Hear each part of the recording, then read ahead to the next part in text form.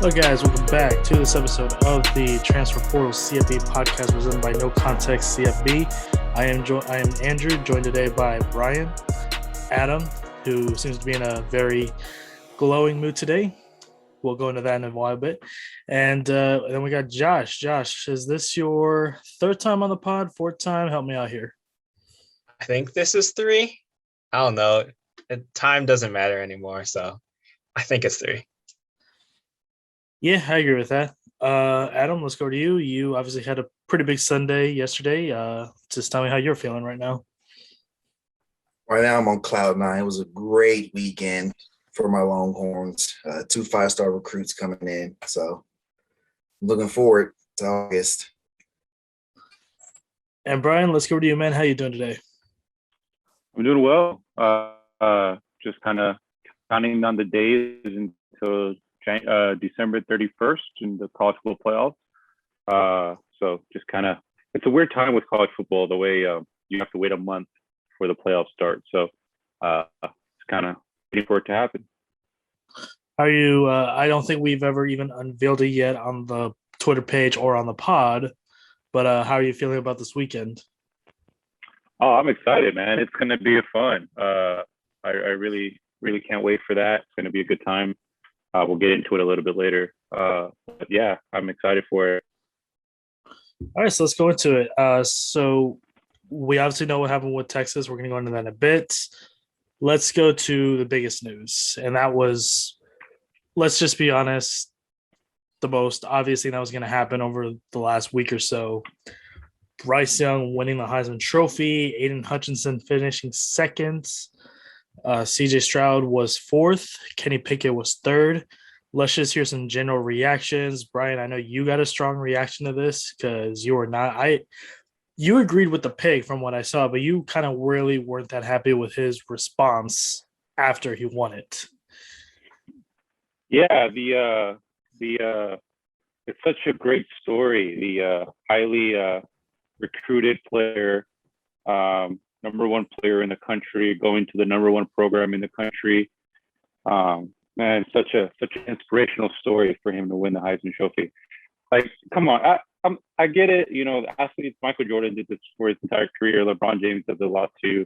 But I just don't understand this victim playing or the doubt.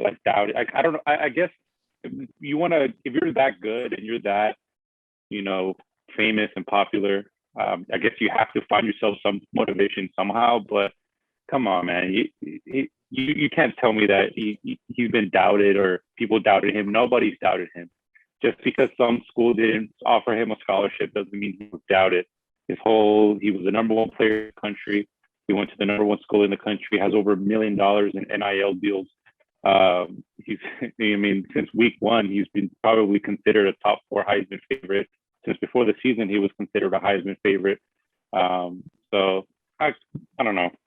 Come on, man. Like, you know better than that. I just feel that there's a way to do it. The way that Joe Burrow handled his Heisman was probably one of my favorite ways. He didn't talk about him being a doubted. He didn't talk about anything like that. He kind of just, brought awareness to his hometown, and he knew the situation he was in. That's what I really liked. I'm just not a big fan of this. I've been doubting my whole life type of thing when you really have it. It's just, to each their own. I don't know. It just kind of, it's cheap in my opinion. This is kind of my opinion. It's a little bit going with what you're saying. It's like, I'm trying to understand, where was he doubted? Like, where? That's kind of my main thing. What did he do? Did he fail a math test in high school and was essentially told, no, you can't be in honors classes? I mean, was he doubted in that way? I mean, he was either number one or he was number 2 on most recruiting boards. That's the first thing. He could go to any school he wanted. Just wait, hold on. I think this is the first time this has happened. I'm going to breaking news. Spencer Rattler is transferring to South Carolina. Hang on a second. Don't stop right there. South Carolina. Have we ever broken news on the podcast before? No, I literally just 3 minutes ago, Spencer Rattler tweets out that excited for next chapter, Spurs up, South Carolina. Does he technically Wow. stay in the SEC, or how does this work? I mean, he's in the SEC. Yeah, he's in the South Carolina. That's random. That's really random, though. That's I'm not gonna say it's a bad move. This could be the greatest transfer of all time. This could be the best transfer since Russell Wilson went to Wisconsin, but I just feels incomplete, I guess. I don't have Yeah, any other. I it seemed don't. rushed. I don't know why he did it so early. I feel like he could have. Did he visit anywhere? I didn't I see don't any think so. I mean, visit he to might. him. He might have just gone back to Cali for a little bit. Probably went with his family after he announced he was in the portal from Oklahoma. I just why South Carolina? I don't know. I I don't mean, know. does he want to get brutalized by Georgia? Next season. I mean, does this turn South Carolina into a potentially ranked team? I mean, Definitely makes him better. But like I said, that just seems rushed. why not just wait to see like who goes to the NFL or like what Yeah, other portal situation? Like you would think Auburn would make more sense than South Carolina would. yeah. Yeah. He could probably go on to LSU if he wanted to. There's obviously going to be questions to answer within the next few days on this, but guess what, we got content. I mean, what does this mean for South Carolina at this point? Puts him above Florida, I guess. I mean, was that really a high ceiling to reach though? Yeah, I mean, it makes the SEC East very, very interesting. Next year, we'll have to see what happens. What kind of, we'll get to it a little bit. What is Georgia going to look like without Dan Lanning? Their defense. So yeah, it makes it very interesting in the SEC East next year for sure. Josh, I mean, do you got a reaction to this? Because I feel like you're hidden in a corner over there, like you're at a boy-girl dance in middle school. I don't know what the deal is here. Yeah, no, I'm trying to look into it. Honestly, I just think it's that he's the dude's a diva. Like you go back and watch QB1, the dude's not probably not the best teammate to be around. Like the way he treats his backup quarterback, who also is JD Johnson, is transferring from Michigan. So just a start to keep an eye on. But yeah, Spencer Rattler just doesn't seem like the best dude to be around. So I think that he got humbled. And I don't think the big programs wanted him because they said, we don't want that, for lack of a better term, we don't want that cancer in our locker room. So go to South Carolina, give them good talent. Shane Beamer, I like what they're building there. So hopefully that culture can help bring Spencer Rattler back into form. And I don't hate Spencer Rattler. I want him to be good. I want everyone to be good. He's not helping himself out so far. It's like, dude, if you're a jackass, you're a jackass. You're not going to help. I mean, I hate to put it. I mean, there you go. There you guys go. Breaking news right on the pod. Spencer Rattler joins South Carolina. I mean, I think we're kind of like all just be like, I think we're all just kind of just in here like, okay, that's it. This seems like a very safe move for him. It's very low pressure. If he goes like LSU or Auburn, they're going to be expected to win. He's not expected to win at South Carolina. He kind of has a built-in excuse if he does play bad. If he plays well, then he boosts his draft stock or whatever. So, did he have any draft stock right now? I mean, he doesn't have any, but like I said, it's very low risk. His stock is lower than Enron. That's for damn sure right now. But that's okay. Yeah, there you go. Spencer Rattler. What does that say about Shane Beamer, though, too? Shane Beamer, I mean, you kind of got to give him some Shane credit, Beamer, too. he seems to be very likable. I'll give him that. He does seem like a cool coach to play for. I don't know in terms of like popularity in the locker room. I don't know why he wouldn't be unpopular. I know South Carolina did better this year than what they were projected to be. I think their Vegas total was only like 4 or 5, and they beat that. So, I'll give Shane Beamer credit. I mean, he lured in one of the better talents in the game, regardless if we like his attitude or not. So, yeah, I mean, I guess this is a good look on Shane Beamer then. Yeah, definitely. So it'll be very interesting. We'll see what the SEC East looks like next year, but definitely out of left field. It was not expecting that at all. Pretty badass that we got breaking news while recording. Thank God we didn't record this earlier. All right, so back to the Bryce Young win the Heisman. I mean, like I said, did he fail a math test in school or something and told that he couldn't take honors classes? I mean, I don't understand. I guess I understood a little bit when people were saying like, okay, he may have struggled at some parts in the beginning of the season, and that's why critics were calling him out. But like, if that was the extent of it, that's like barely criticism at all. I don't understand. Like Johnny Manziel was doubted, Baker Mayfield was doubted. Baker Mayfield was a walk on. That's being doubted, walk on and takes to Oklahoma. I don't know how Bryce Young could play like you said, a victim card here. I just don't get it. I think the thing though that he was focusing on, I think he could have worded it better, is when you go back and see what he said. He talks about how he's doubted because he's an African American quarterback who's undersized. Like you go back and look at Russell Wilson, African American, undersized. No one ever talked about Drew Brees being undersized. Lamar Jackson, people were saying he should legitimately move to wide receiver. No one ever talked about Ryan Tannehill, a former wide receiver, moving back to wide receiver. And then Justin Fields, who was the top quarterback recruit over Trevor Lawrence, played really well, got all the accolades. Everyone loved him. So like even from the beginning, he got all the accolades and everything. But then come draft time, there were a lot of coded language that it's because he's a black quarterback. So, and I think that's what Bryce Young was more going for, but I think he just could have phrased it better because he kind of just like dropped it in and then he kept going with the speech, which, I mean, it wasn't that long of a speech. I think it was only like, 3-4 minutes. Most speeches are like 6 to 8 minutes. So I think that's where Bryce Young was trying to focus on. I just think that if you're going to do that, like make your speech longer. So I think that's what he was trying to go for.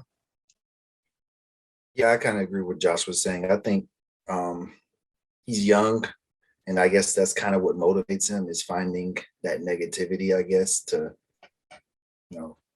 everybody gets motivated in different ways. And I'm sure on social media, he sees, you only see the negatives sometimes when you look at social media. You probably on Twitter and he sees all these people talking bad about him. He doesn't deserve all this. He's only good because he's at Alabama and Nick Saban and stuff. If he was somewhere else, he wouldn't be as good. And that's what motivated him to, work harder and improve. Even though it was a select few, some random people on Twitter proved them wrong. That's how I saw it when I was listening to his speech. Yeah, he wasn't doubted like some others like Baker or, Johnny Manziel, like you mentioned, but kind of agree with Josh. He's just, that's just what motivates him, in my opinion. And could have worded it better, but I understood where he was coming from. All right, so All-American team was announced. Let me get this pulled up right here. As we just mentioned with Bryce Young, he's gonna, he was the top quarterback. Breece Hall was top running back with Kenneth Walker. Jordan Addison for Pittsburgh, among the wide receivers. Let's go round table here. Any shocks, any disagreements in terms of the AP All-American team and how it lined up? I'm happy that first team was Trey McBride for the tight ends. That small school Colorado State, that a small school guy like that got a mention at a big time position, because like Matt Ariza, San Diego State, he got first team all punter. But again, like specialists, that like team people don't really care when it comes to specialists. But when it comes to big positions like tight end, like that was awesome to see Trey McBride get some love there for first team.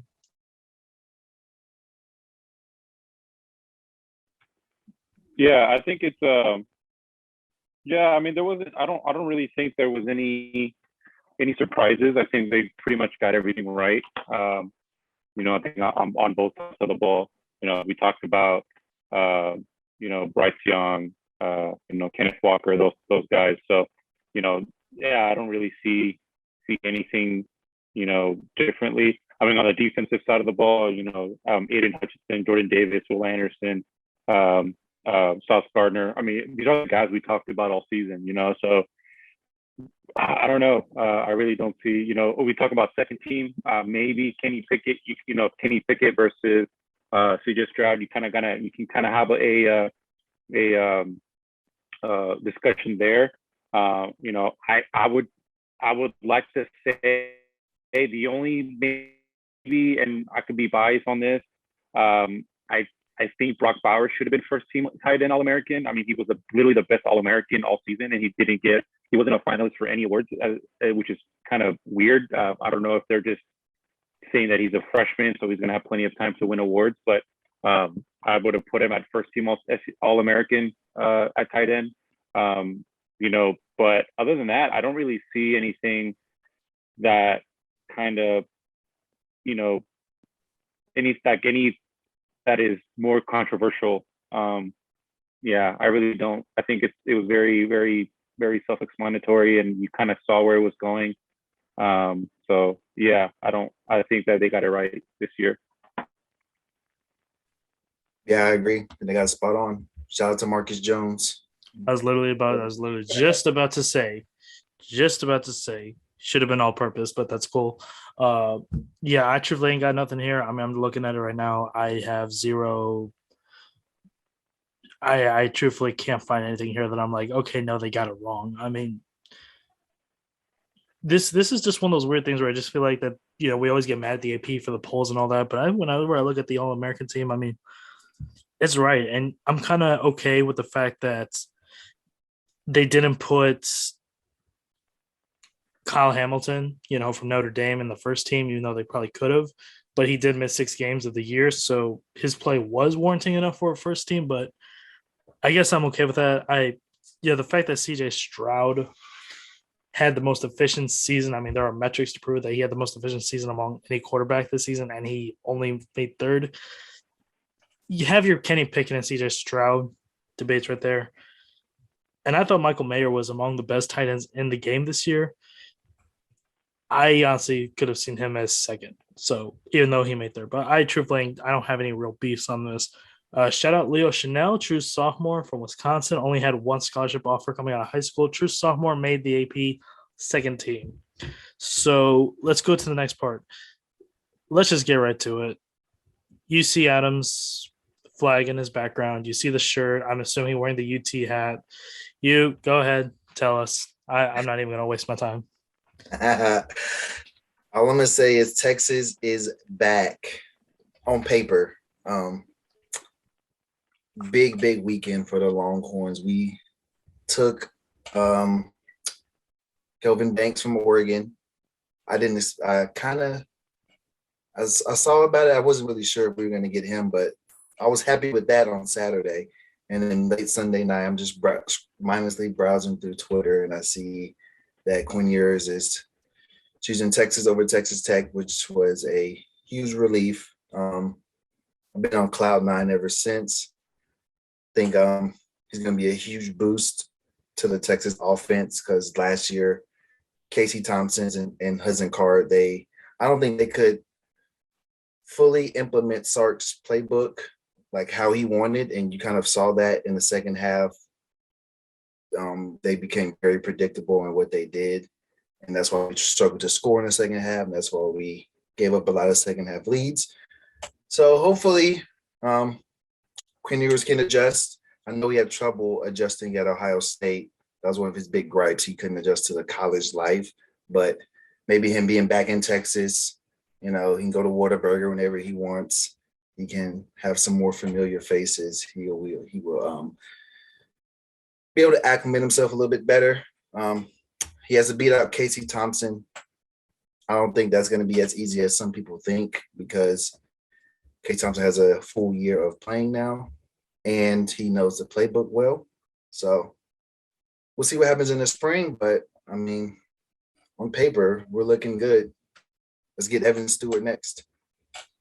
Here's the thing with Evan Stewart. I mean, it feels like he's playing games right now. And plus, Denver Harris, the corner from North Shore, he has yet to make his commitment.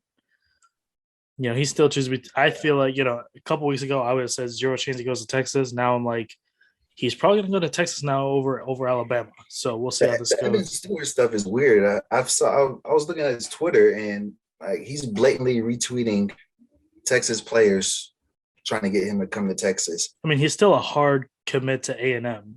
Yes, so he's trolling somebody. I don't know who, but I don't know. I mean, I'm looking at the crystal ball predictions. There are some people that still thinks he might go to Texas still. I mean, come on, we're talking class of 22. The state championship games for Texas are just about to hit this weekend. I'm kind of just like, and I understand the whole the decommitments thing if you're decommitting from a school with, a coaching change, but it's like when I look at what A&M is doing and the class that they've already solidified and the fact that Texas already is growing in terms of recruiting numbers, and we got early signing day this week, they could still make some more splashes there. We got the All-American game next month now. There's still a lot of changes to be made. It may be class of 2022, but we're nowhere near done in terms of where this recruiting cycle will go. Brian, you said you wanted to say something. Yeah, it kind of made me feel a little bit. I feel like it was according to plan, in my opinion. He left high school a year early, so technically this would be his freshman season anyway. He's from Texas, and it's kind of a genius move. He leaves school early, he goes to college, gets an NIL deal, makes $1 million in the NIL, and then he goes back to Texas anyway. So, I think that it kind of seems, I don't know, it would have been a little bit more splashy if he had gone at the Texas Tech, just to see how, see if they could build something at Texas Tech and turn that into a championship program. But, they've had good quarterbacks in the past and haven't really been able to do much.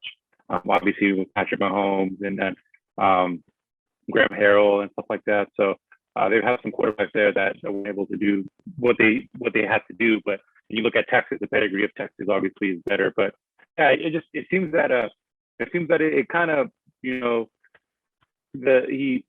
would have been a freshman this year anyway. He probably would have committed to Texas anyway. He was committed to Texas before, and then he decommitted and went to Ohio State and recommitted, right? That's what happened, if I remember correctly.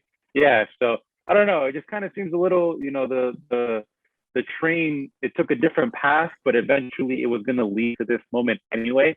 And he ended up where he was going to end up anyway, and he's $1 million richer. So props to him. So he finessed the bag. Good for him. And hopefully he can ball out and make some money and lead Texas back to the promised land that they've been deprived of for a long time. I think I kind of know why it kind of worked out that way. I'm not saying that it was pre-planned, but I just think the stars aligned up, I guess is the best way to put it. One of the more widely believed reasons why he went to Ohio State and not Texas in the first place is because it had something to do with NIL. The fact that I don't think if he would have stayed in Texas, he would have been able to make the money that he did. I think Texas had a law of having to be 18 already, or I mean, was he already 18? Probably. I don't know. I think age had something to do with it. I don't think you were allowed to make a certain amount of money by a certain point. Shout out to Brian's kid, who is now on the video. Sorry, go ahead. Nah, I'm kind of just looking at him here. Cute guy. Anyways, I think that's the main reason. I think Ohio State was a lot more lenient in their NIL rules than what the state of Texas was. So I kind of see where he's coming from. And the fact that he still had a grasp of a playbook in the college game still helps him a lot. I'll tell you one thing. The idea of a Quinn Ewers to Xavier Worthy connection for at least 2 years, that is exceptional. It's something to think about. And, look, I think there is some belief that because of NIL, I think some players are willing to take, that extra year in college still. Who knows? 2023, we could still see Bijan, Quinn, and Xavier. I'm just saying. And Evan Stewart. Hopefully. I think you're reaching. I'm being greedy. Let me stop being greedy. I think one thing that we should mention is that Ewers, he's awesome. Like, he's talented. But it's kind of like what Adam was saying, where it's not a given that he's going to beat out Casey Thompson or Hudson Card if Card stays, even though he's probably gone. The thing is that Ewers, he played 14 games his sophomore year and then 8 games his junior year. He didn't play his senior year because he graduated early and all that stuff. So in 22 games, he threw 643 passes. Joe Burrow, the year Joe Burrow won the Heisman, if you take up Joe Burrow's stats and put it over 22 games, it would be 773 passes. So Ewers, has all the talent in the world. Like he's awesome, but remember he's still raw. But I think it'll be good. Get a full off season in, and get all this stuff. But don't be surprised if he doesn't start week 1. But I would expect him to at least take over a month into the season. Do you think? I mean, I don't want to put a name because like I've been a Quinn Ewers fan ever since he was at South Lake, so I'm not going to try and put any bad juju. Do you think he took going to Texas? How do I put it? I don't want to make him angry, but do you think he's going to Texas with the mindset that he's going to start week 1 no matter what?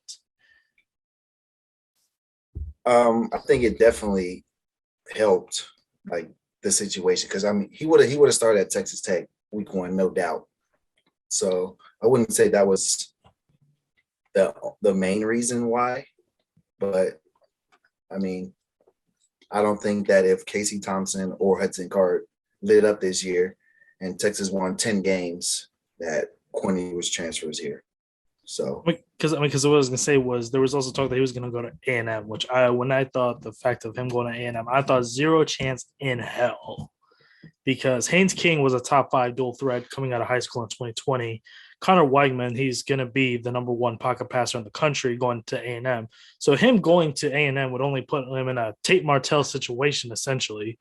So I'm kind of glad that he didn't choose A&M. I think Texas is the best fit in terms of trying to turn the culture around. I think it's the best fit in terms of he has the most talented team at his disposal that he can lead. And I think if you were to go to Texas Tech, it would be more of a line of, like you said, he would get the start right away, and he would essentially be putting up Pat Mahomes and Graham Harrell numbers while still going 7-5 at best. Yeah, I kind of see it what Spencer Rattler's doing. It would have been very low risk, that he wouldn't be expected to win at Texas Tech because of the pieces around him. But at Texas, if they're not winning, he's going to be the one to blame. So he's betting on himself. And I admire that a little bit, actually. Same if he went to A&M, he would have been expected to compete for a championship. It's just that I think an underrated part of this too is playing for Steve Sarkisian and his offense. I think that his offense, Steve Sarkisian's offense can be adapted to Quinn Ewers, and I think you'll have the opportunity to put up big numbers. I think similar to Joe Burrow did with LSU. So I think that's also have to do with it. You have to think you put a good quarterback in Steve Sarkisian's offense, and we've seen it in Alabama.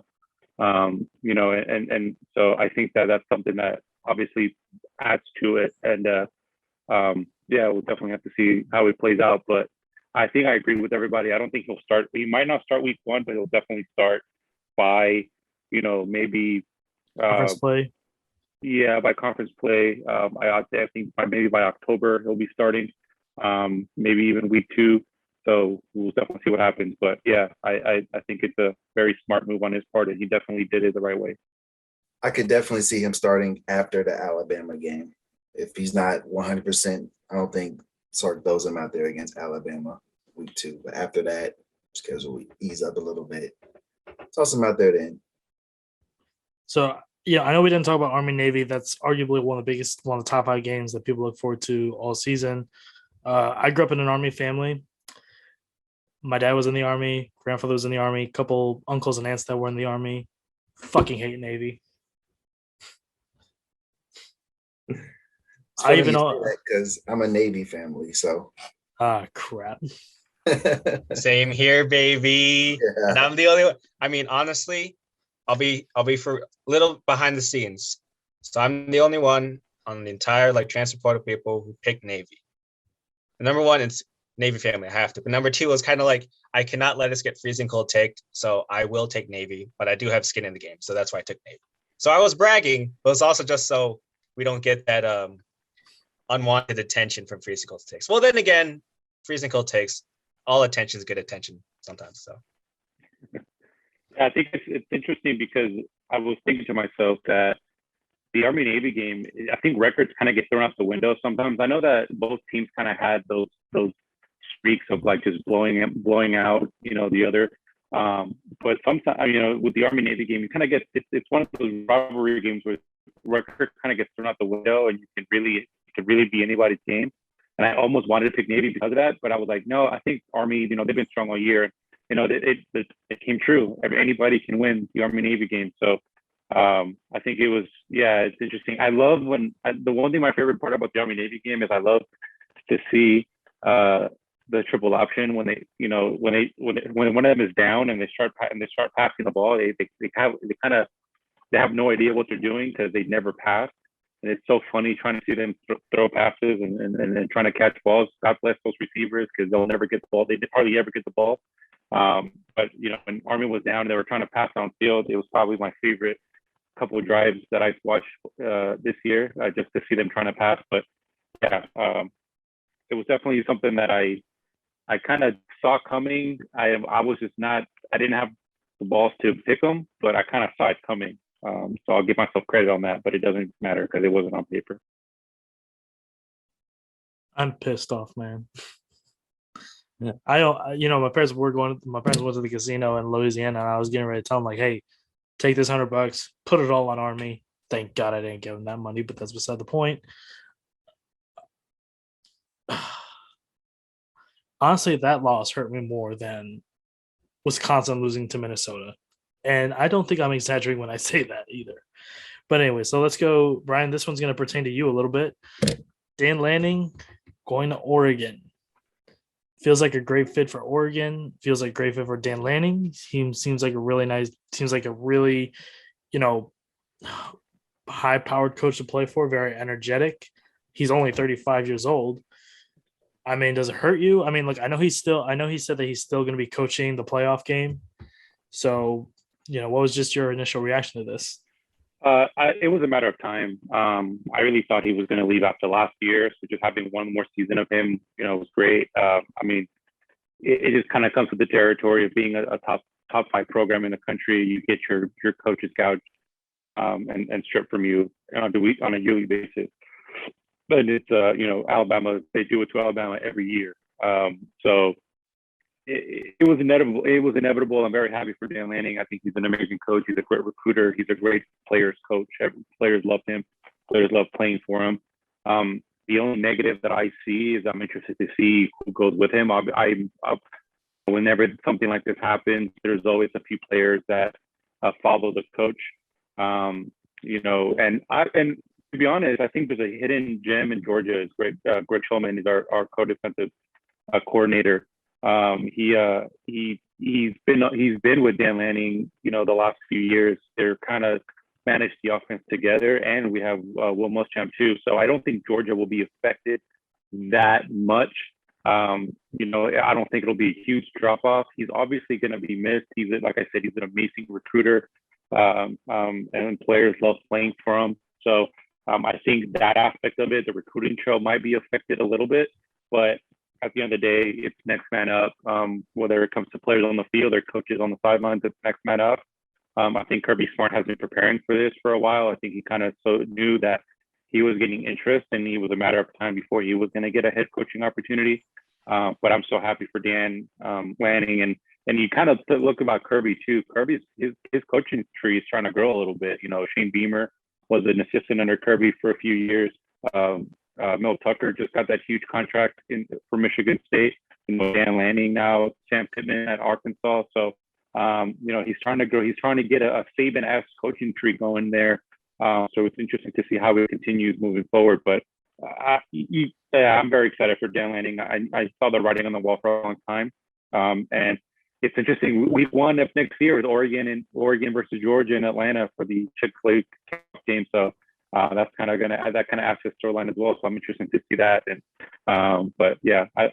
I'm very happy for him. Luckily, he's on the West Coast, so we won't have to. We can cheer for him. I'm going to cheer for Dan Lanning in Oregon. I don't have to worry about him being in the SEC or anything like that. The only time we'll ever see him is in the playoff or the one-off regular season game like next year. But I'll cheer for him and I'll cheer for Oregon, and I hope he succeeds because he's definitely a great man and a great coach. I'm very happy for him. Yeah, you're not going to beat that analysis.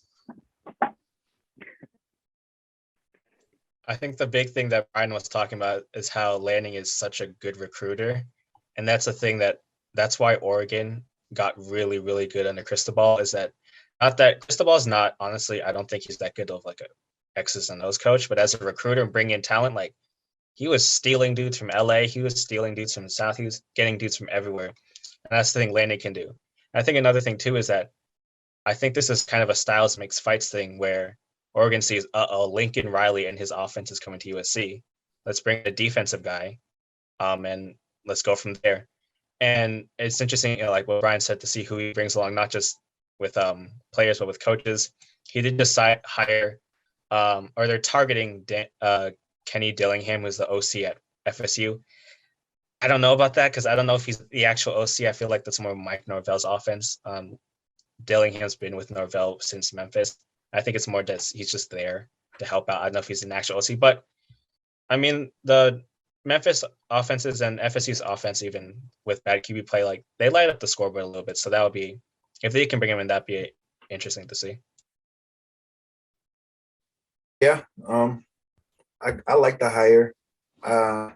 He's young, he's unproven, so I wouldn't say it's an A+ hire, but I think that the Oregon, I think what they're trying to do, they're trying to keep their what Cristobal was building was kind of the opposite of what Oregon used to be. Oregon used to be really flashy on offense with Chip Kelly and stuff, but now Cristobal, he's getting the defensive tackles, offensive linemen and stuff. He's building from the inside out, and that's what Dan Lanning is going to do at Oregon.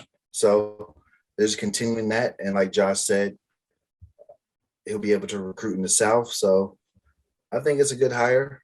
He's young, he's hungry. I gave it about a B+. And on the other side, Georgia, I mean, they'll be fine. They have Kirby Smart. Kirby Smart can coach the defense if he wanted to. He can call the defensive plays. So I'm not worried about them at all. So I think it's good for both sides. See what happens next year. So let's go ahead and let's talk on this transfer portal. And we're not talking about ourselves. We're talking about the actual transfer portal. I don't get why players are entering the transfer portal. They're tagging us into their accounts. I don't know who they think we are, but that's beside the point. Some two big names that just came up: Bo Nix, Auburn. Good news for Houston. He's not playing in the Birmingham Bowl. Tank Bigsby also not playing in the Birmingham Bowl. Man, we're gonna freaking kill the Birmingham Bowl, to be honest with you, man. Zach Calzada leaving A&M. I mean, I don't even know where the hell these guys are going to go, to be honest with you. I don't know where Bo Nix is going to go. I don't know where Zach Calzada is going to go. I look at Zach Calzada and I'm kind of just like, well, he's from Georgia. Where the hell is he going to go? Georgia Southern, Georgia State, Georgia Tech? Is Bo Nix going to go to Indiana, Nebraska? Bo Nix in Nebraska would be such the perfect fit. I mean, y'all got any takes on these? I mean, I truthfully don't know where to go from here. With Bo Nix, I just can't see where he would like. I don't know. Where would his situation be better? Yeah, I'm saying, like, where would he go and be better off than he's at Auburn? He didn't technically lose his job at Auburn. I don't think TJ Finley is better than him. So I think if he comes back to Auburn, he will be the starter there. I just can't find anywhere where he's gonna be better off. And you look at, whether you look at the SEC, and I was actually thinking about that yesterday. I was like, maybe he can go to South Carolina. They don't really have a set starter. Obviously that changed Spencer Rattler. I don't know, maybe Missouri, I don't know. Maybe he can go to Vanderbilt and do something there. But I just can't see anywhere where he can go and start and make an impact.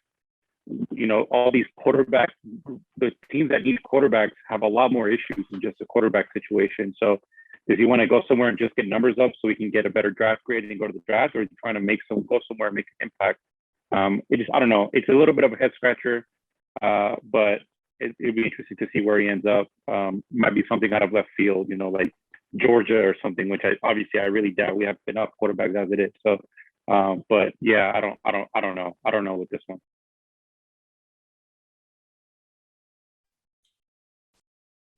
Yeah, I don't really know either. This is a weird year as far as coaching changes and player changes. For Calzada, I think he had to leave. I don't think he wasn't going to beat out Haynes King. I think Haynes King's really good. So he probably wasn't even going to beat out Connor Weigman, to be honest with you. probably not. I wouldn't risk it either. Calzada was going to go in there QB3. I mean, yeah, I agree. So the only reason why he was started this year was because a guy ahead of you was injured, and another guy that's going to be ahead of you just wasn't there yet. I mean, I guarantee you, if Connor would have graduated early last year, he probably would have been the starter this year. yeah, I agree. So I think he's gonna leave. Bo Nix did kind of surprise me. I don't know where he'll go either, though. You just have to just wait and see, honestly. So think about this: Tank Bigsby and Zach Evans, two running backs that were essentially top 5 in their class in 2020. They're now in the transfer portal. How the hell do 2 top 5 running backs go into the transfer portal after only 2 seasons? Georgia. They're going to Georgia, both of them. I think that's just the way college football is going now. I don't think it's just another way of recruiting through the transfer portal. It's just Zach Evans is coming home to Houston. I hope so. I'm for that. I mean, it only makes sense. I mean, North Shore is only 15 minutes from the actual UH campus. I mean, Zach Evans, we want you coming home, man. I mean, just watch him go to freaking A&M. I think A&M is the actual favorite in landing him, to be Something like that.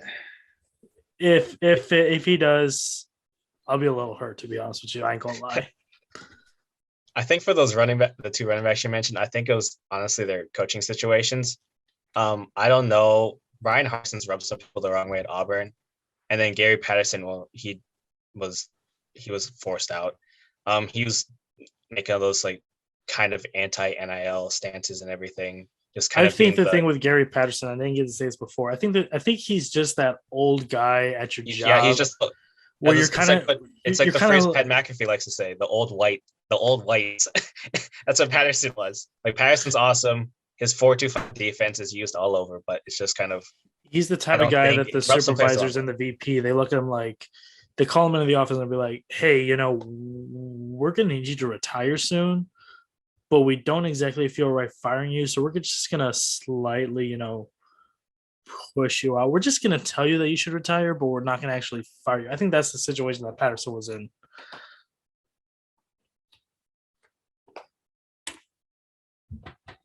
Yeah, I agree. I really think that I know I said it, kind of jokingly, but I'm thinking about it too, is that if Georgia, obviously we know Georgia's history with running backs is. Imagine replacing oh my God, why can't I think? Zamir White and James Cook with Tank Bigsby and Zach Evans. That would be. They're not coming at the same time. You'll get one, and it's probably. Yeah. I really doubt that. And besides, wouldn't Tank be the most hated man in Auburn history to just jump ship from there to Georgia? So be it. We'll beat them. And then they can hit them even more. But yeah, the only reason I kind of linked Zach Evans, he was committed to Georgia. He signed the NIL to Georgia, and then the whole thing happened. I still don't know exactly why he backed out or what happened with that, but he was signed to Georgia. And then he backed out, went to TCU, and then now, there's a chance for him. Maybe he can come back. I don't know, but we're definitely going to have a need at running back next year. So I think that Kirby will definitely be aggressive for one of those 2 guys. Maybe Tank Bigsby makes the most sense because he's in the SEC and he's closer. He might be closer to home or whatever. But yeah, it'll be interesting to see. But I could see Zach Evans staying in the Big 12, maybe. And, maybe I can't even say Texas because Texas is going to leave the Big 12. But yeah, maybe he'll stay in Texas for sure. Houston, A&M, Baylor, maybe. That's an interesting one as well. But we'll see what happens. I think the thing with Zach Evans, I think he actually does want to be closer to the Houston area. I don't know if that means going to A&M or I don't know if that means going to UH. It's probably be one or the other. And, I have seen some UH connections essentially saying that there is a chance that Dana could go for him. seems unlikely that he'll make, just to go from TCU, be a top 2 running back in the country and then be jump ship to G5. That remains to be seen. We'll see. I mean, maybe he just likes the culture that's being built there. We'll see what happens there. I mean, I just don't see how it's not A&M if he's truly committed to playing in Power 5 football. That's kind of what I think he goes to A&M. And to me, it just seems obvious. So bowl season finally here. And there is some talk to be here in terms of bowl season already. Brian, should we go ahead and just make the huge announcement? Yeah, go ahead. Your kid is just chilling there, isn't he? Yeah, he's having a good time. He enjoys watching and listening about football. So, but yeah, big announcement. Lifelong Jacksonville State fan, isn't he? No, he's a Georgia Bulldog forever. He's going to be those types of guys where when he's a starting quarterback for Georgia, they're going to put up his baby picture and say he was born to be a Georgia Bulldog. He's going to be like, I'm going to speak it to existence. But anyway, yeah, our big announcement. So we are credentialed members of the media now. We are going to be going to the New Orleans Bowl this Saturday as credentialed members, me and Andrew, and we're going to have a good time and be professional. I guess apparently media members hate when other media members act like fans, so we have to act like fans. Who gives a rat's ass what these other media members think? But yeah, it's going to be fun. I can't wait. I'm excited. Great networking opportunity, great opportunity to grow, the transfer portal and what we're doing here. And it kind of goes to show the strides that we've taken and the commitments that we've all made to this. And it's kind of cool, man. It's kind of it's neat. It's kind of surreal that's happening, but I'm excited. I'm sure you are too, Andrew. I'm gonna be honest with you. I don't know what the hell we're doing over there. Like I'm just thinking about, we obviously got the emails from the New Orleans Bowl people themselves. We got the email on like where to pick up the credentials and the schedule for the media members. But truthfully, we're obviously not going to be there for the Friday and the Thursday because we do have actual day jobs. So the plan for me and Brian is essentially just he's going to drive from San Antonio, pick me up in Houston. We're going straight to New Orleans, and we're going to pick up our passes. We might tour the French Quarter a little bit. Then we'll head down to the Superdome. I'm going to play some bets on my phone because sports gambling is legal in Louisiana. And just essentially, I truthfully don't know what to expect. I really do not know. I don't know what it's like to send a press box. I don't even know what privileges we're going to be given in the press box as media credentials. I'm looking forward to it. I really am, just because it's going to be a new experience for us. It's a great way to grow the page. People are going to look at us and they're going to be like, where are you guys from? We're not going to say ESPN. We're not going to say Yahoo. We're not going to say Bleacher Report. We're going to be like, we're part of the transport. They're going to be like, okay, who the hell are you guys? I just know that's going to happen. They're going to be like, who the hell are you guys? And we're going to tell people like who we are. We're going to show them the page. We're going to show them what we do. And it's going to be great. And I think the best part about the whole thing is I think we might be the only people in that press box that may not have journalism degrees. Yeah. I mean that in itself is kind of crazy to think about. Like we're not even gonna have actual degrees that are in this field, and we somehow get credentialed to be in it. I guarantee you, there's gonna be at least a couple snobby writers. They're gonna be like, well, they just hand out media credentials to everybody now. You just know that's how it's gonna be. Yeah, I was reading. I like to read like history books and stuff like that, and I was reading I read a lot of biographies, and one thing that stands out to me is the path these people take to get to where they are. Presidents and other famous people, and like the unorthodox path to get to where you are successfully. It's never a straight line. And not to kind of go into a motivational speech or something like that, but I think it's definitely something that it's a testament that we've been able to do this. None of us are really, there's a few of us Dylan, Liam, these guys they've kind of they kind of know the rounds and they know what to do. They went to school for this kind of stuff.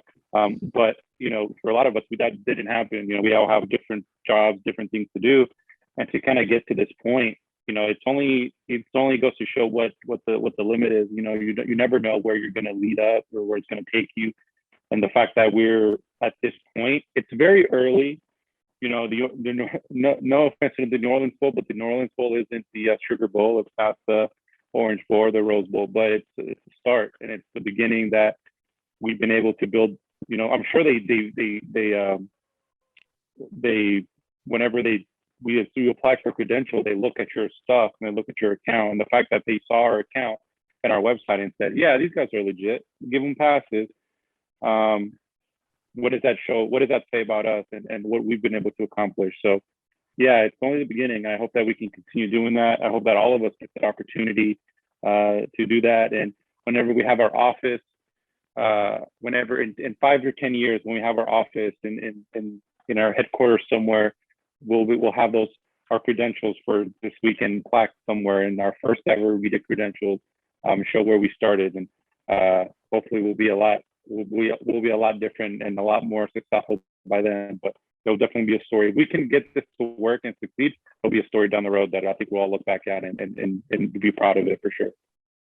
Yeah, so like I said, I mean, I'm excited for it. It's just gonna be my first time in the Superdome in general, so I'm excited to see what that's like. I know they just did renovations a couple years ago. I know it looks a lot nicer than what it did like 5 to 10 years ago. So looking to see how much different that looks.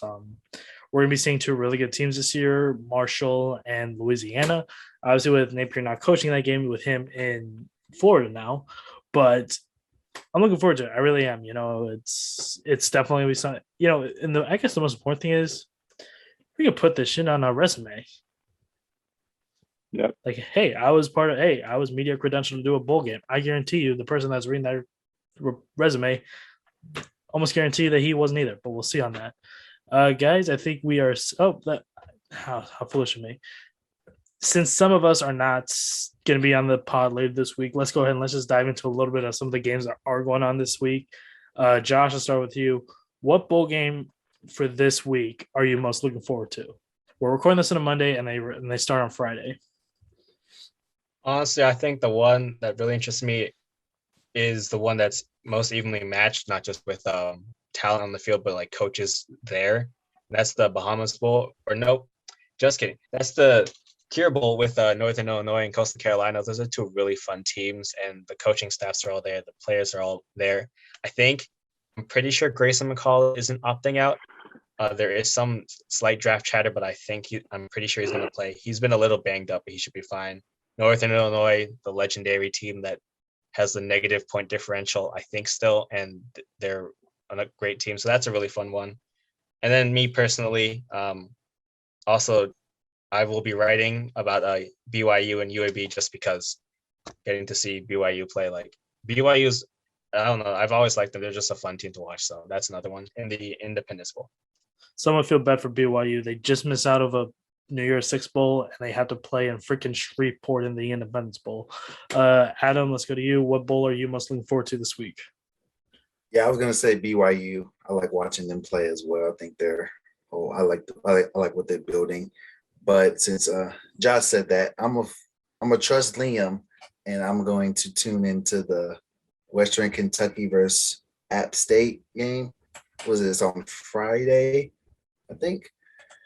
Yes, Friday. Wait, no, yeah. 18. No, that's Saturday morning. Saturday morning. Yeah, I'm gonna trust Liam. I'm gonna wake up.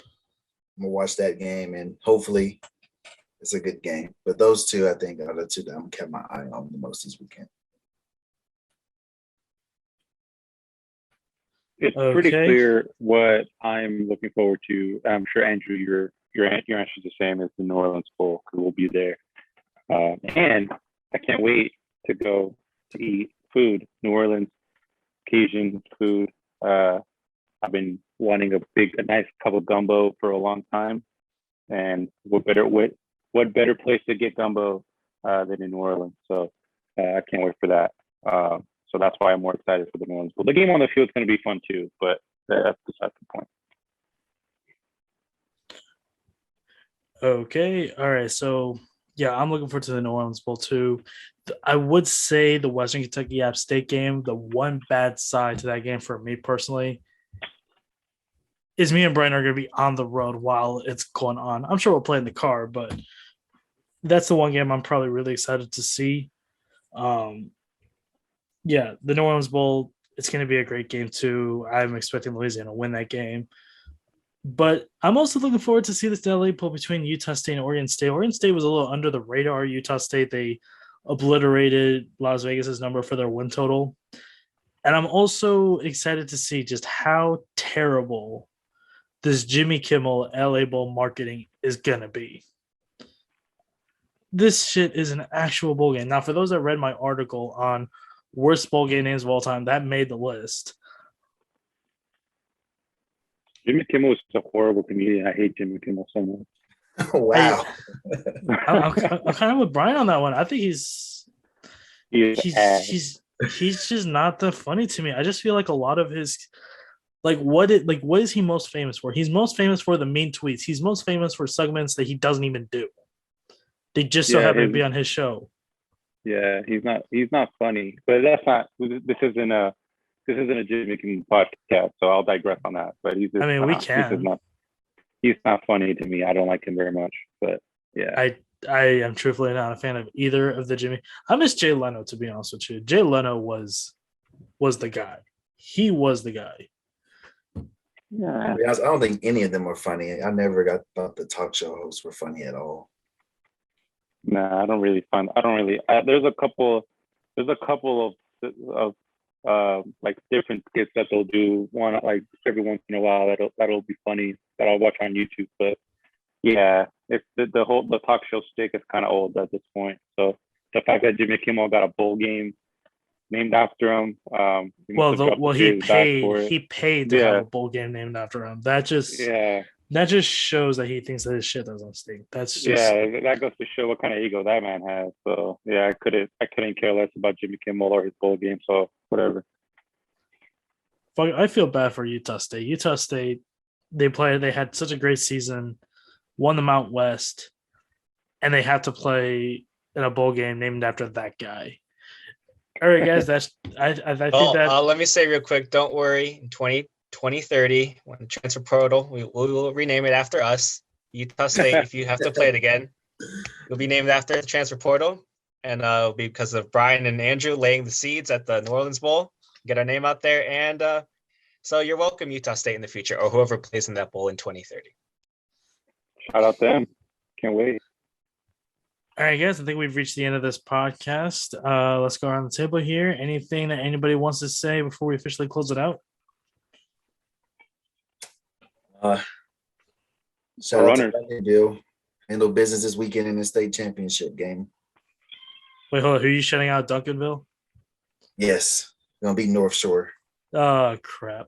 I'm going for North Shore. One of my best buddies, he went to North Shore High, so yeah. I'm coaches at Duncanville now, so I'm going for North Shore. I was gonna go for Atascocita because Atascocita is like a 10-minute drive from me, but they got knocked out by North Shore. So I still I gotta ask Katie, what the hell? You had one of the most dominant teams that you've ever had throughout the regular season, and you didn't even make it to Dallas. What the fuck, Katie? I'll be at the game, so should be exciting. There you go. Hey, cover it for us. I will. There you go. Talk about how North Shore is gonna win that title. Anyways, here. Oh, Navy beat Army. Yuck. Now y'all really starting to piss me What off. a burger. Y'all pissing me off worse than Andrew did after the Battle of the Axe, but that's beside the point. Anyways, all right, guys. Thank you for listening to this episode of the Channel Podcast. Make sure you like, subscribe, comment, our YouTube, Twitter, all the good stuff that we got here, Read the articles. Adam, you're getting absolutely roasted on your Quinn Ewers article. I expect you to go back there, and I want you to back it all up. Haters gonna hate. It's okay. They're gonna see all right, y'all have a good night.